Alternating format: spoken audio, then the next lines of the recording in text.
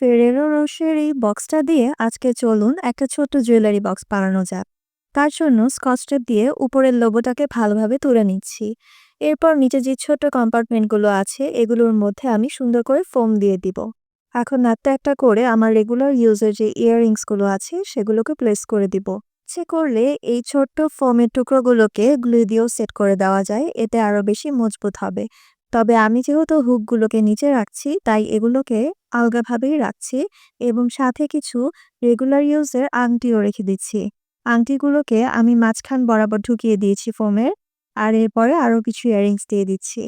Earrings actually আমার প্রতিদিনই কাজে লাগে। আমি প্রতিদিনই ডিফারেন্ট ইয়াররিংস ক্যারি করতে পছন্দ করি। আমার ইয়াররিংস কালেক্ট করতেও খুব ভালো লাগে। এভাবে রাখলে দেখতেও সুবিধা হয়। প্রতিদিন ব্যস্ততার মধ্যেও আমি আমার পছন্দের ইয়াররিংসটা খুব সহজেই খুঁজে পেতে পারি। এরপর একটা একটা করে আলাদা করে রেখে দিচ্ছি। এটার আরেকটা সুবিধা হলো অক্সিডাইজেশন হবে না।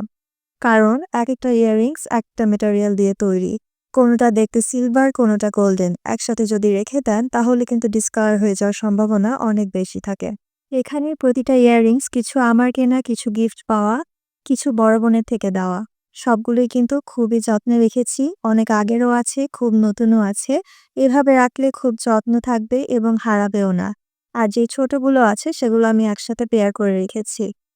এরপর আরো কিছু আংটিও রেখে দিচ্ছি। এখানে কিন্তু আপনি চাইলে আপনার পায়েল অথবা হাতের ব্রেসলেটও রাখতে পারেন। যেমন এখানে আমি এই গোল্ডেন ব্রেসলেটটা রেখেছি।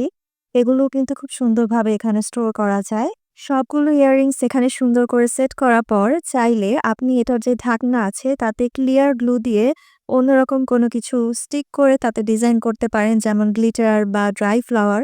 তবে আমার দেখার সুবিধার্থে আমি এটার উপরের ঢাকনাতে কোনো রকমের ডিজাইন করব না। এতে করে ঢাকনা সহ আমার এটা দেখতে খুবই সুবিধা হবে যে কি কি অ্যাভেলেবল আছে।